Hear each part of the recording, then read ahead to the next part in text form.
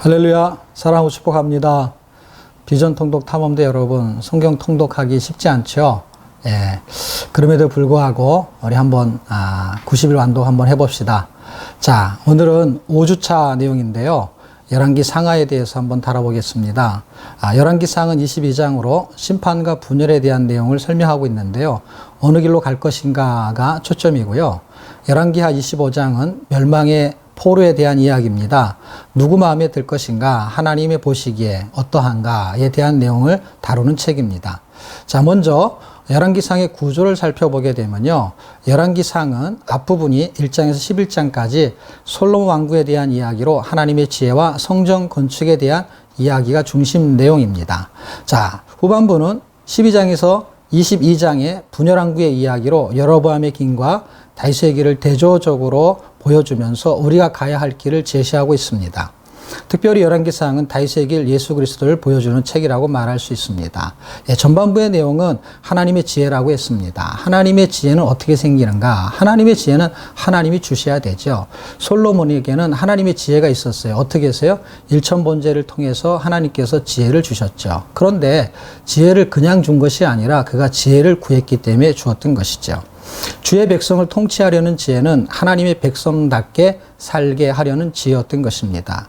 만약에 그가 돈을 구하거나 부를 구했으면 하나님 그걸 주셨을까 하는 생각이 듭니다. 왜냐하면 하나님이 먹은 감동은 부도 구하지 않고 수도 구하지 않았기 때문입니다. 그럼에도 불구하고 하나님께서는 지혜를 구한 솔로몬에게 지혜뿐만이 아니라 부수입, 부와 수도 허락했다는 사실을 우리가 알 수 있습니다. 자, 하나님 백성답게 살기 위해서는 우리가 사랑하고 용서하고 축복하는 마음이 필요합니다. 그럼에도 불구하고 우리는 기도할 때 불신자처럼 살지 못해 원통한 그런 마음을 맺을 때가 있습니다. 그 내용은 부귀영화, 욕구 충족과 같은 것입니다. 우리가 예배를 통해서 구해야 될 것이 있다면 그것은 예수의 통치입니다.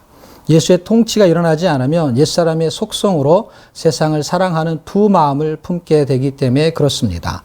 두 마음을 품으면 어떤 일이 벌어집니까? 일에 정함이 없게 됩니다. 말씀을 읽어서 우리가 얻어야 될 것이 무엇입니까? 바로 하나님의 지혜입니다.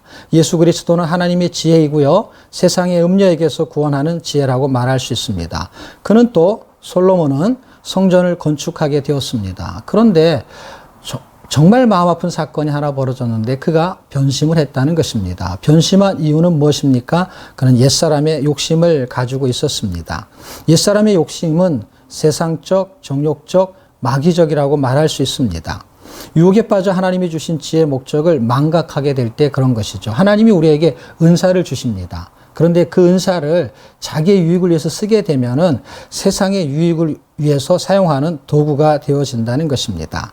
그러므로 지혜의 근본을 망각하게 되면 지혜를 자기 것으로 생각하고 착각하여 신령한 은사들을 돈벌이에 사용하게 되는 것이죠. 결국 우리도 변심할 수 있느냐 하는 이야기입니다. 성전에는 하나님의 눈과 마음과 이름이 영원히 있다고 열왕기상 9장 3절에 말하고 있습니다. 그런데 변심하게 되면 우리가 세상에 눈을 돌리고 마음을 빼앗기고 자기의 이름을 높이는 삶을 살게 되는 것입니다. 결과는 어떻게 됐습니까? 결과는 나라가 둘로 나눠지게 되었습니다. 두 나라가 나눠지면서 북왕국과 남유다로 나눠지게 되었고 두 마음이 거기에 움직이게 되는 것을 볼 수 있습니다. 다윗의 길은 하나님의 길이고 여로보암의 길은 잘 먹고 잘 사는 길과 같습니다.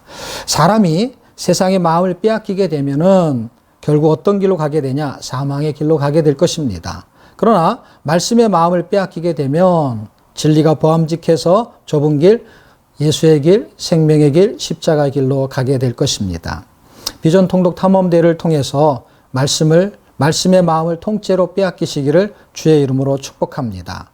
통째로 빼앗기는 방법이 있습니까? 있습니다. 성경을 통째로 읽는 방법입니다. 그렇게 되면 우리의 마음을 세상에서 돌이킬 수 있습니다.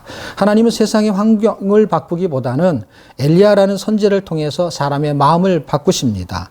우리의 마음을 바꾸시기를 원하는 것이 하나님이고 세상의 환경을 통해서 고난과 환난이 있지만 이것을 뚫고 가는 말씀을 우리에게 넣기를 하나님은 원하시는 것입니다.